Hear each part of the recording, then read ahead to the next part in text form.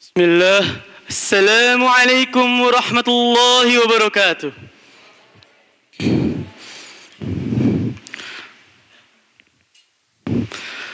Innal hamdalillah nahmaduhu wa nasta'inuhu wa nastaghfiruh wa na'udzu billahi min shururi anfusina wa min sayyiati a'malina. Man yahdihillahu fala mudilla lahu wa man yudlil fala hadiya lahu. أشهد أن لا إله إلا الله وأشهد أن محمدا عبده ورسوله لا نبي ولا رسوله بعد أما بعد. قال الله تعالى في الكتاب العزيز أعوذ بالله من الشيطان الرجيم يا أيها الذين آمنوا اتقوا الله حق تقاته ولا تموتن إلا وأنتم مسلمون يا أيها الناس اتقوا ربكم الذي خلقكم من نفس واحدة وخلق منها زوجها وبث منهما رجالا كثيرا ونساء واتقوا الله الذي تساءلون به والأرحام إن الله كان عليكم رقيبا يا أيها الذين آمنوا اتقوا الله وقولوا قولا سديدا يصلح لكم أعمالكم ويغفر لكم ذنوبكم ومن يطع الله ورسوله فقد فاز فوزا عظيما فإن الأصدق الحديث كتاب الله وغير الهدي هدي محمد صلى الله عليه وسلم وشر الأمور محدثاتها وكل محدثة في الدين بدعة وكل بدعة ضلالة وكل ضلالة في النار عزاني الله وإياكم من النار ثم أما بعد. Pertama-tama dan yang paling utama, khatib selalu mengucapkan rasa syukur yang tak ada hentinya kepada kehadirat Allah Subhanahu wa taala yang telah memberikan kita beribu nikmat dan melimpahkan rezekinya kepada kita. Karenanya kita dapat berkumpul di tempat yang insya Allah diberkahinya.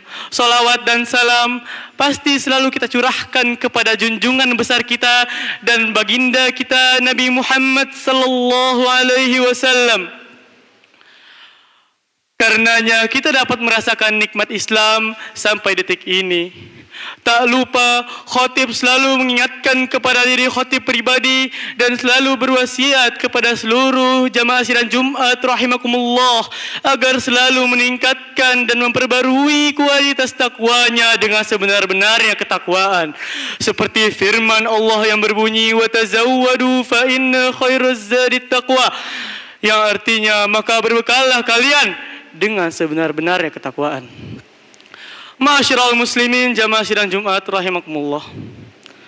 Setiap hal yang diharamkan oleh Allah Subhanahu wa taala dan setiap hal yang dilarang oleh agama kita pasti memiliki alasan dan tujuan mengapa hal tersebut bisa diharamkan.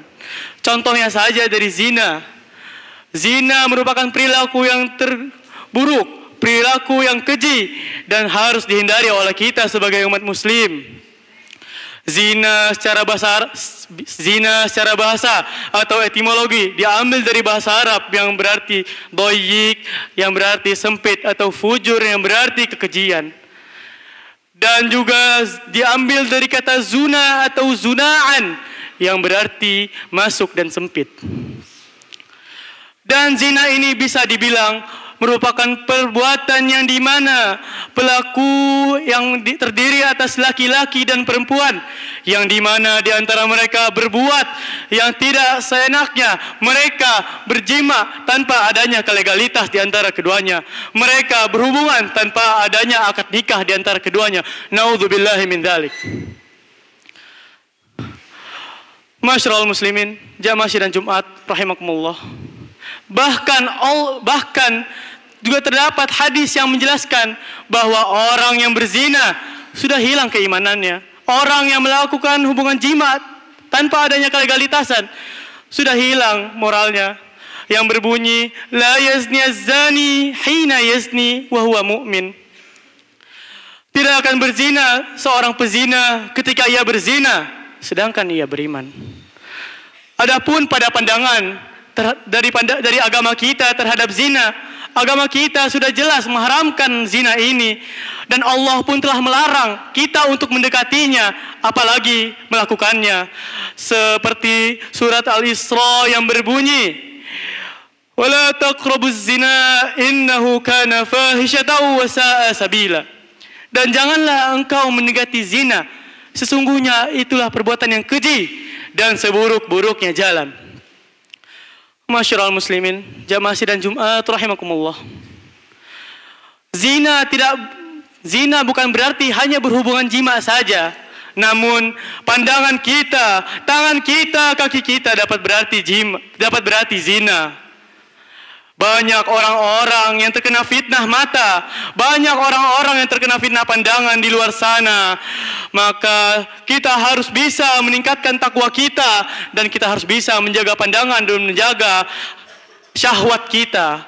Seperti hadis Sahih Bukhari yang berbunyi, yang artinya, telah ditentukan atas anak Adam atau manusia tempat zinanya. Zina mata adalah pandangan, zina telinga adalah mendengar, zina lisan adalah berbicara, zina tangan adalah meraba atau merasakan wanita yang bukan mahramnya, dan zina kaki adalah melangkah, dan yang terakhir adalah zina hati, yang berarti berangan-angan agar semua yang dia pikirkan dan semua yang ia angan-angankan dapat direalisasikan melalui perbuatan. Masyarul muslimin, jamaah sidang Jumat rahimakumullah. Bahkan para ulama besar, bahkan para mazhab besar pun telah mengharamkan dan mendefinisikan zina ini sebagai perbuatan yang keji. Namun, mengapa para pemuda zaman sekarang malah menganggap itu hal yang biasa? Mengapa para pemuda zaman sekarang banyak yang berpacaran? Padahal mereka hanya membuang-buang waktu mereka saja, dan malah membawa mereka kepada pintu kemudaratan. Banyak para pemuda yang menghiraukan ibunya dan malah meninggikan wanitanya, ibarat wanita adalah ratu mereka. Dan banyak juga para pemuda yang saling menasihati bersama pacarnya, saling curhat-curhatan, bahkan saling sleep call 30 jam. Naudzubillahi min dzalik. Maka perbuatan tersebut sangat tidak ada manfaatnya bagi kita, dan hanya dapat membawa kemudaratan bagi kita sebagai pemuda Islam, dan hanya membawa dosa yang sangat besar bagi kita. Masyarul muslimin, jamaah sidang Jumat rahimakumullah. Tak hanya itu saja, zina juga menjadi sarang penyakit bagi kita, penyakit secara jasmani maupun rohani. Pada penyakit HIV atau AIDS merupakan penyakit yang sangat terkenal pada orang yang melakukan free sex atau jima tanpa adanya kelegalitasan. Dan sampai sekarang penyakit itu tidak ada penetralnya, tidak ada penyembuhnya. Maka mengapa masih banyak orang yang berani melakukannya? Tak hanya penyakit HIV atau AIDS saja, masih banyak penyakitnya seperti sifilis, ataupun jengger ayam, ataupun kencing nanai dan lain-lainnya. Penyakit tersebut sangatlah mematikan dan sangatlah membahayakan, bahkan bisa menghancurkan masa depan kita, menghancurkan cita-cita kita sebagai umat Islam. Dan secara rohani pun banyak orang yang menjadi stres, dan banyak orang yang harga dirinya pun hilang akibat perbuatan zina ini. Mereka orang-orang yang melakukan jima tanpa adanya kelegalitasan atau zina, dan hamil di luar nikah. Perbuatan ini sungguh dibenci oleh Allah Subhanahu wa taala, dan hanya menghancurkan masa depan pelaku dan korbannya. Masyarul muslimin, jamaah sidang Jumat rahimakumullah. Allah pun sudah jelas-jelas mengkhususkan hukuman bagi para pezina, dan Allah membagi dua jenis pengkhususan hukuman bagi para pezina. Yang pertama adalah orang yang sebelum menikah lalu ia berzina, maka hukumannya adalah cambuk sebanyak 100 kali. Dan orang yang setelah menikah akan dirajam sampai meninggal. Lalu kedua pengkhususan hukuman ini harus dilakukan dengan metode, yakni zajar, ataupun metode yang dimana harus disaksikan oleh umat muslimin, agar pezina dan korbannya dapat merasakan, agar orang-orang muslim dapat merasakan pedihnya siksa zina di dunia dan ancaman-ancamannya, agar para muslimin enggan untuk berzina. Amin ya rabbal alamin. Lalu kenapa orang yang sudah menikah harus dibunuh? Karena syahwatnya sudah tertera, ia sudah menikah, ia sudah memiliki hak yang harus dilaksanakan, yakni suami dan istrinya. Lalu mengapa ia masih berzina? Maka hukumannya harus lebih syadid dan bahkan ia harus dibunuh oleh orang-orang yang melempar batu. Kaum muslimin rahimakumullah. Adapun tingkatan-tingkatan zina yang telah dijelaskan oleh Ustadz Yazid Abdul Qadir Jawas rahimahullah. Yang pertama, ada orang yang berzina pada bulan Ramadan, lebih besar dosanya dibanding orang yang berzina di bulan selainnya. Yang kedua, orang yang berzina secara terang-terangan di tempat umum, lebih besar dosanya dibanding orang yang berzina secara sembunyi-sembunyi. Orang yang berzina bersama ibunya, kakaknya, atau adiknya, dosanya lebih besar dibanding berzina selainnya. Dan orang yang berzina ketika ia telah menikah, dosanya lebih besar dibanding orang yang berzina ketika ia sebelum menikah. Dan lain-lainnya telah dijelaskan pada karangan beliau.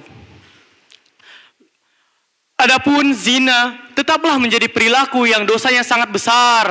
Bukan berarti jika kita melakukan hal yang tadi Khatib jelaskan, zina merupakan perilaku yang tidak ada apa-apanya. Zina tetap menjadi perilaku yang dosanya sangatlah besar dan akan merasakan azab di dunia dan di akhirat.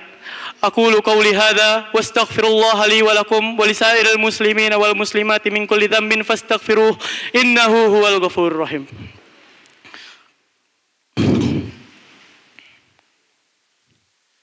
Alhamdulillahi Rabbil Alamin, wassalatu wassalamu ala ashrafil anbiya'i wal mursalin, wa ala alihi wa ashabihi wa man tabi'ahum bi ihsanin ila yaumil liqa'i thumma ba'd.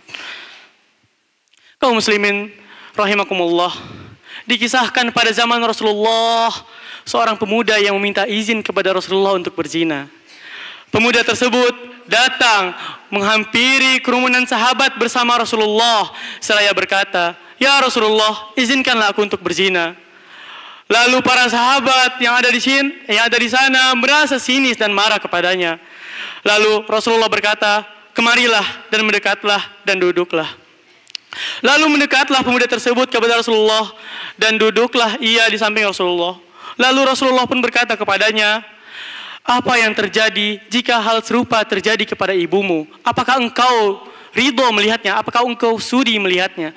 Lalu pemuda tersebut menjawab, "Tidak ya Rasulullah, aku tidak sudi, aku sebagai jaminanmu." Lalu Rasulullah bertanya lagi, "Wahai pemuda, apa yang terjadi jika hal serupa terjadi kepada anak perempuanmu?" Lalu pemuda tersebut menjawab, "Aku tidak ridho, aku tidak akan kuat melihatnya." Lalu Rasulullah terus bertanya dengan pertanyaan yang sama. Lalu pemuda tersebut menjawab dengan jawaban yang sama. Lalu Rasulullah pun mengadahkan tangannya di atas kepala pemuda tersebut seraya berkata, "Allahumma ighfir dzanbahu wa tahhir qalbahu wa hassin farjahu." Ya Allah, bersihkanlah dosanya, sucikanlah hatinya, lindungilah kemaluannya. Masyarul muslimin, jamaah sidang Jumat rahimakumullah. Dari cerita yang Khatib telah ceritakan barusan, banyak sekali kesimpulan yang bisa kita ambil, banyak sekali pelajaran yang bisa kita ambil. Yang pertama, kita harus selalu berpikir, kita harus selalu memikirkan hal yang terjadi jika kita melakukan perilaku yang akan kita lakukan. Misalnya saja zina, kita tidak tahu apa yang akan terjadi kepada korban dan keluarganya. Kita tidak tahu apa yang akan terjadi kepadanya. Maka dari itu kita harus berpikir, dan kita tidak tahu bagaimana rasanya ketika kita di posisi mereka. Dan untuk menutup khutbah ini, Khatib selalu berwasiat agar selalu menguatkan takwa kita kepada Allah, karena godaan syaitan itu selalu pasti ada ketika kita lengah, walaupun kita terlindungi di pesantren ini. Lalu Khatib juga meminta kepada seluruh jamaah muslimin untuk selalu mendoakan kepada kita dan kaum muslimin agar terlindungi dari fitnah-fitnah pandangan, agar terlindungi dari ajak-ajakan yang tidak-tidak, agar terlindungi dari zina. Dan kita juga harus mendoakan saudara kita atau orang yang sudah terkena penyakit zina agar ia dapat sembuh ataupun ia dapat kembali ke jalan yang benar dan mendapat taufik dan hidayah dari Allah Subhanahu wa taala. Amin ya rabbal alamin. Inna Allah wa malaikatahu yusalluna ala nabi ya ayyuhalladzina amanu yusalluna alaihi wa sallimu taslima. اللهم صل على محمد وعلى آل محمد كما صليت على إبراهيم وعلى آل إبراهيم إنك حميد مجيد اللهم اغفر للمسلمين والمسلمات والمؤمنين والمؤمنات الأحياء منهم والأموات إنك سميع قريب مجيب دعوات يا قاضي الحاجة ربنا لا تزغ قلوبنا بعد إذ هديتنا وهب لنا من لدنك رحمة إنك أنت الوهاب ربنا اللهم إني نسألك الهدى والتقى والعفاف والغنى اللهم إني نسألك الهدى والتقى والعفاف والغنى ربنا هب لنا من أزواجنا وذريتنا قرة أعين واجعلنا للمتقين إماما ربنا آتنا في الدنيا حسنة وفي الآخرة حسنة وقنا عذاب النار وصلى الله على نبينا محمد وعلى آله وأصحابه ومن تبعهم بإحسان إلى يوم الدين وآخر دعوانا أن الحمد لله رب العالمين قوموا إلى صلاتكم